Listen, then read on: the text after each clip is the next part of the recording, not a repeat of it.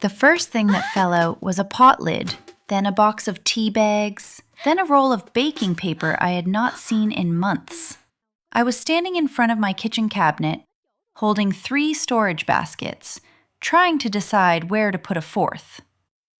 I had organizers inside organizers, and still nowhere to put anything.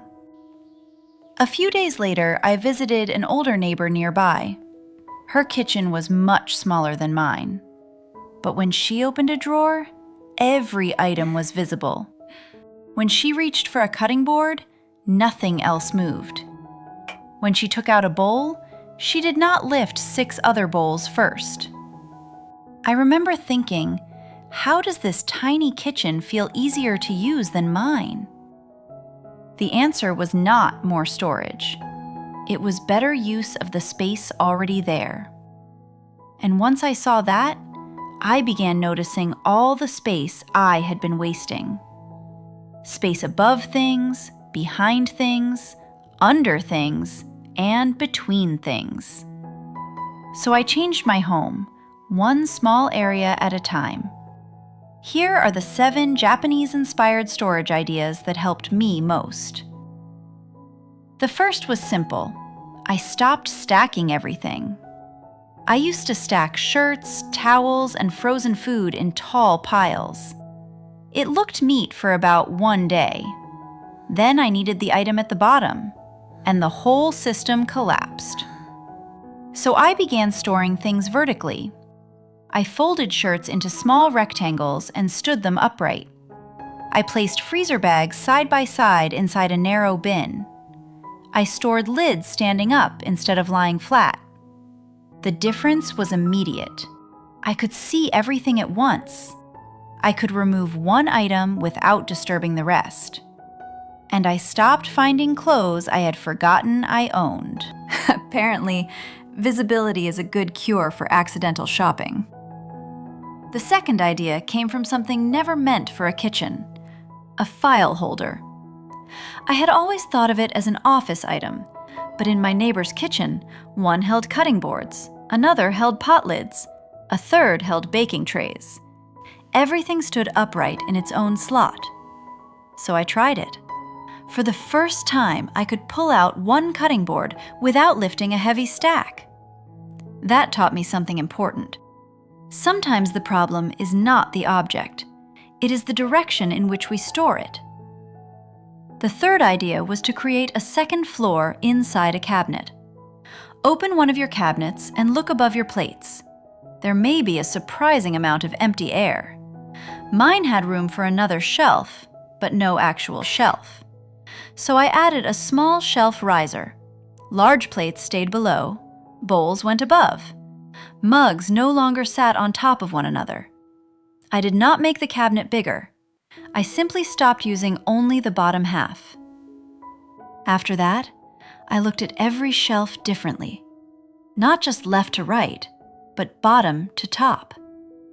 The fourth idea solved one of my most annoying problems: deep cabinets.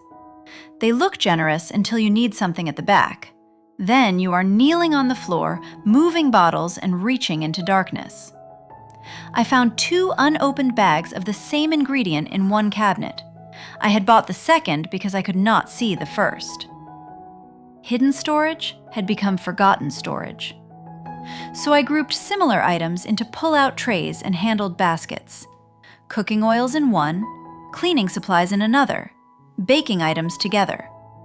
Instead of reaching into the cabinet, I pulled the whole group toward me. Everything came into view in one movement. This did not only save space, it reduced the effort of using the cabinet. The fifth idea was to move a few things off the countertop. Not everything. I still wanted my kitchen to feel lived in, but I noticed how much time I spent moving bottles before I could wipe the surface. So I used a slim rail and a magnetic rack for the items I reached for every day. The counter became easier to clean, and the most used items finally had a fixed place. One evening, I wiped the whole counter in a single motion. It was strangely satisfying. The sixth idea was to notice narrow gaps. There was a small space beside my washing machine, too narrow for a cabinet, too wide to ignore once I noticed it. I added a slim rolling cart. It held detergent, cleaning cloths, spare soap, and household supplies. Then it rolled back out of sight. I began noticing other forgotten spaces, beside the refrigerator, behind a door, between a wardrobe and the wall. I did not try to fill every gap, but I stopped assuming narrow meant useless. The seventh idea may be the most important. I stopped filling storage to 100%. This was difficult for me.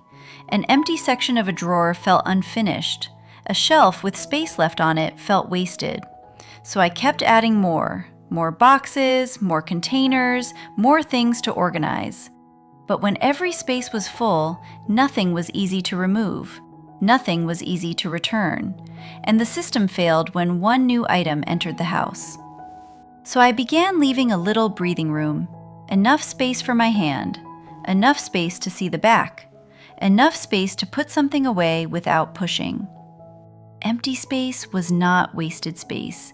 It was what made the storage usable.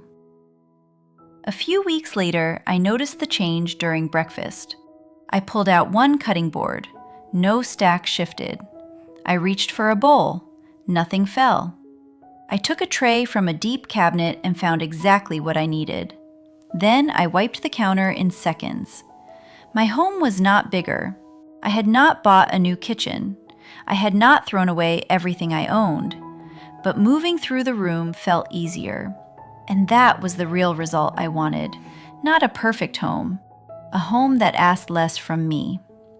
So do not begin with the whole house. Choose one place where things are stacked, buried, or difficult to reach. Then try one change. Stand it upright, raise it into 2 levels, or bring it forward in a tray. Use something you already have first. You may not need more storage. You may only need to use the space in a different direction. Which area in your home wastes the most space? Your drawers, cabinets, freezer, or that narrow gap beside an appliance? Tell me in the comments. And if you enjoy small, Japanese-inspired habits that make home and life feel lighter, subscribe to Calm Home Habits. Maybe one small space is enough for today. Life isn't always stressful. If you can, take some time to go for a walk in the sunshine and greenery with your lovely pet. You'll find there's so much more to life.